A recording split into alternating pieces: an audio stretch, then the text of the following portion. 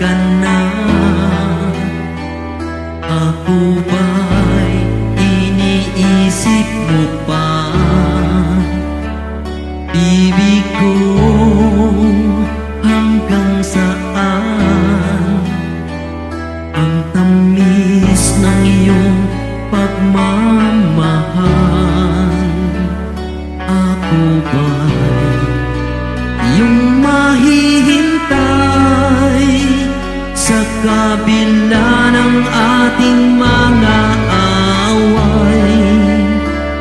Kung sakaling ayaw mo na sa akin, ibig ko patuloy kang mamahalin. Kung sino man ang may kasalanan sa ating dalawa, kung sa tingin mo ay ikaw, bibe, pinatawad na kita. At kung ako ang dahilan ng ating pagkakalayo, bibig ko, patawarin mo ako.